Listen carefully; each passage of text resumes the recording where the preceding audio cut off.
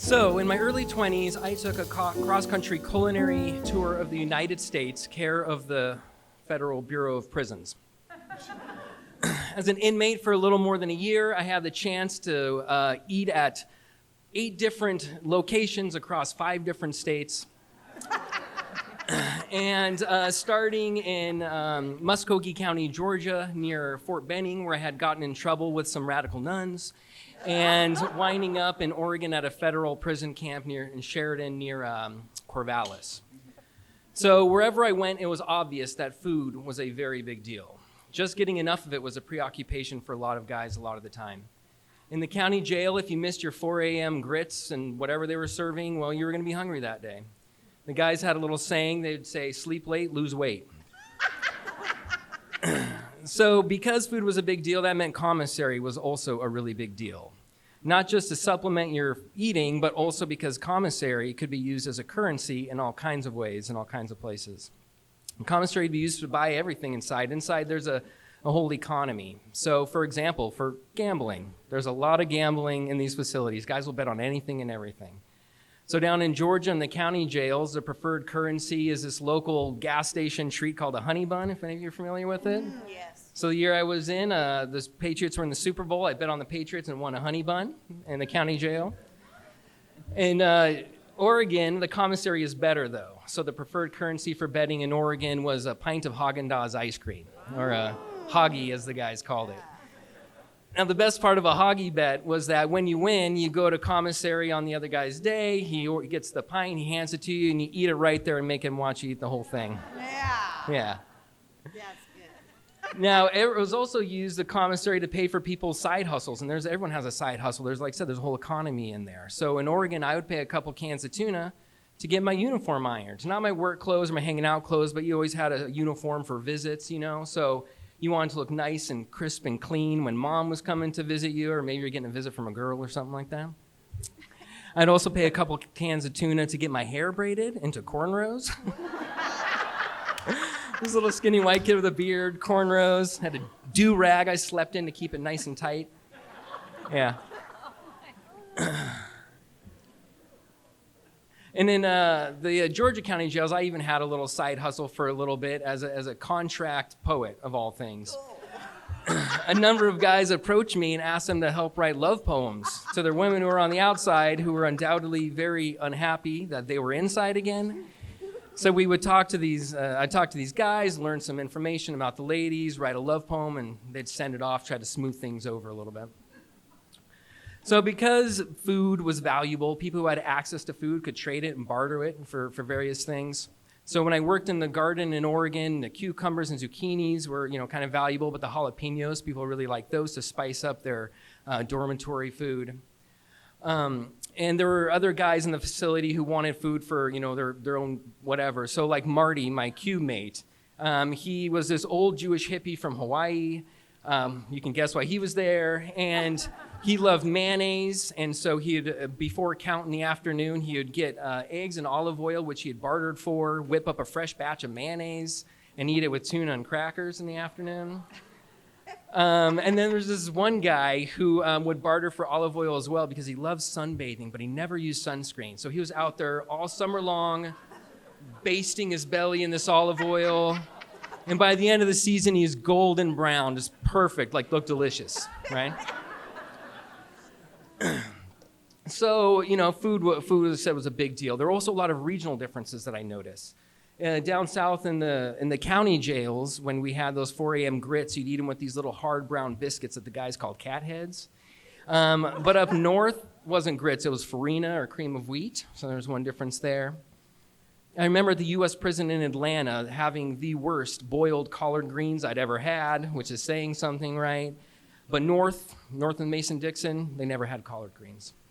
Now, speaking about the U.S. prison in Atlanta, I do want to just briefly talk about the other end of the culinary experience. And I don't want to be indelicate here, but I'm talking about using the toilet in such confined quarters. U.S. Prison in Atlanta was a transit facility and it was often overcrowded. So that meant the entire time I was there, I'm in a cell with a bunk bed, 2 mattresses, but the entire time I'm there, there's either 3 or 4 guys in that cell the entire time. So for the month I'm there, I'm sleeping on a mat on the floor, tucked up under the table that's bolted to the wall within touching distance of the toilet. And in this environment, there's a few norms about what to do when you're using a toilet in this kind of environment, right? So one of the things that we did is you'd have a sheet to kind of put over you. You tie one corner of the sheet to the air grate above the toilet, and that's pumping out freezing air into the cell 24/7, and you kind of drape it across yourself and tie the other corner to the handle of the door across the cell. And it doesn't really do much for privacy, but it does help prevent you from making eye contact with the other guys in there while using the bathroom, so that's useful, right? So it's in this environment where Walter, one of the guys in there, he says, my stomach's not feeling too good. And when the medication cart comes by, he asks if they have anything, and they give him this little bottle of lemon-flavored Maalox. Walter opens it, tastes it, and he says, that's pretty good, it's pretty good. Tastes it again, has a little more, and pretty soon, throwing all caution to the wind, completely ignoring the serving suggestions, he has drank the entire bottle of Maalox. So perhaps not surprisingly, 30 minutes, an hour later, his lips are all chalky white, and he says, my stomach's not feeling so good. So he goes and sits on the toilet, covers himself in the sheet. And I don't know how long it lasted, but Walter begins to have the worst bout of diarrhea I've ever been within arm's distance of.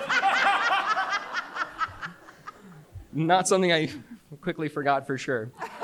But not all the facilities were that bad, thankfully. The food, though, amongst all the facilities, one common element was that it was pretty lousy. So at the county jails, you had your 4 a.m. grits, and then at lunch was 10 a.m. And that consisted of a white bread peanut butter sandwich without jelly, a little carton of milk, and a little Debbie sandwich cookie, oatmeal sandwich cookie, every single day. And it was even worse for vegetarians. I wasn't eating meat at the time, so in the evenings when guys got their entree with whatever mystery meat they were having, sometimes I'd get a stack of Kraft single cheese instead for my entree. But my co-defendant, who was vegan, had it even worse, because occasionally for dinner, all he would get would be a clamshell container full of canned green beans, and that would be it. So, but not, being a vegetarian wasn't all bad. In Oregon, where the food was better, on chicken night, that was, it was a popular dinner, and the going rate for a piece of chicken was 3 stamps. So I would stick in a little baggie, hide it in a hidden pocket in my jacket, take it out of the dining hall, and trade it for stamps, which were useful. I was writing a lot of letters in those days, So, but even though the food was better in Oregon, it still wasn't good. It was still this mass-produced, industrial-grade cafeteria food.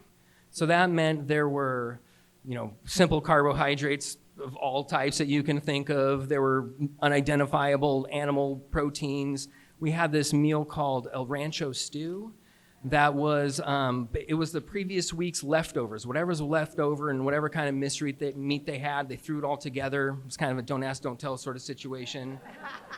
And I remember soy. I remember there was so much soy. Now, as a vegetarian, I didn't mind, and the weightlifting guys, they didn't mind, right? But it did have the unfortunate side effect of giving everyone really bad gas, so there was that. But wherever I went, food was a common element that brought people together. So in the county jails, that looked like staying up late, eating snacks, and betting commissary while playing spades, which is the preferred card game across this whole country, I can promise you, in whatever lockup you're in. And now, up in Oregon, it was a little different. They had special meals for holidays. So on the 4th of July, it'd be hamburgers and hot dogs. On Christmas, it'd be a turkey dinner. We even did potlucks occasionally for special occasions, like if someone was going home. So everyone from the dorm gets together, whatever kind of potluck dish they can rustle up. And, guys are pretty creative. It's pretty amazing. And so I was with some guys and we had a potluck coming up, and we wanted to have some yogurt. I hung out with some pretty rough dudes. And so we bought a pint of frozen yogurt, Hoggy frozen yogurt off the commissary. We all smuggled milk in our mugs out of the dining hall. We combined it in a bucket, covered it, stuck it next to a heater, and a few days later, voila, bucket yogurt. Fantastic. The dining hall was also this place that was important because it was the only place where everyone was together at the same time. So that was the place where you'd share news and information, kind of news about the camp, gossip, that sort of thing. So one day we're sitting in the dining hall, and we're talking to our friends, and Danny works on the grounds crew, and he tells us that the warden has called him and the other grounds crew guys in, and the warden calls him in and says, look, I've been seeing this squirrel messing around my car. I don't know what it's doing, but I don't like it. I want you guys to catch this squirrel. So that's pretty interesting, right? You know, there's not a lot going on in there. That's some hot goss. We want to know how that goes.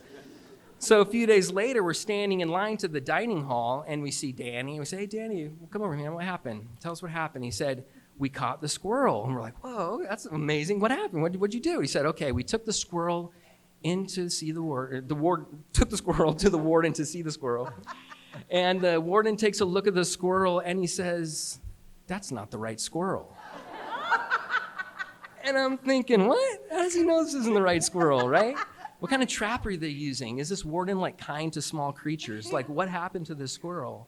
And we're talking about this, and we walk through the first set of double doors as we're discussing the squirrel situation, and we look over to see what's on the menu for the evening.